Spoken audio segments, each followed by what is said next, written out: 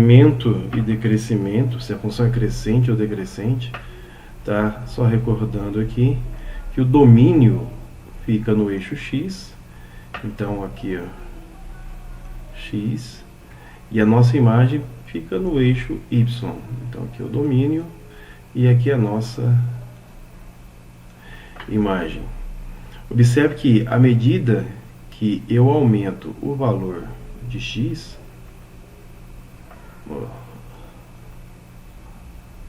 à medida que eu aumento o valor de x, eu também aumento o valor em y. Observe que o y aqui, ó, ele estava do lado negativo, né, e foi subindo. Significa o seguinte, pessoal, que se eu tenho esse cara aqui, que eu vou chamar ele de x2, e aqui,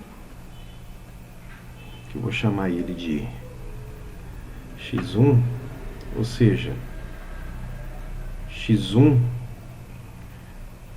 ele está menor que x2, implica pra gente que o meu f, olha, observe, ó, se o x1 está aqui, aqui é o f de x1, ó, f de x1, isso implica que o f de x2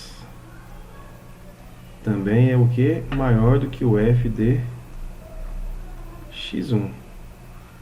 Então, à medida que um aumenta, o outro também aumenta, a função é chamada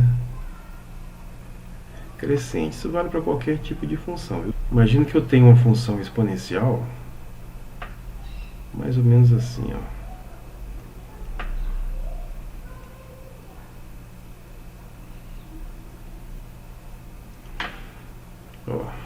Observe que aqui eu tenho valores de x.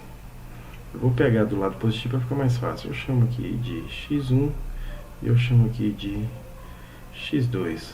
Ó, aqui reflete um f de x1. Aqui pra gente reflete um f de x2. Ou seja, à medida que aumenta de x1 para x2, aumenta também o valor da imagem.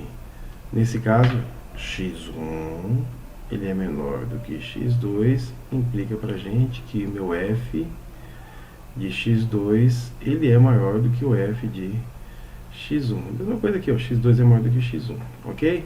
Pegar uma outra função, olha só. Aqui já pode observar que é o contrário, ó. Vamos supor que eu tenho aqui essa imagem aqui, ó, chamando esse cara aqui de x1 e chamando esse cara aqui de x2. Olha só, à medida que eu aumento, que eu caminho para a direita, ou no eixo aqui, no eixo x, que é o meu domínio, o valor da imagem, ó, só vai diminuindo. Só vai diminuindo.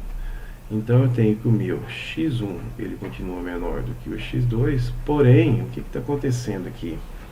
O meu f de x1 ele é maior do que o f de x2, né?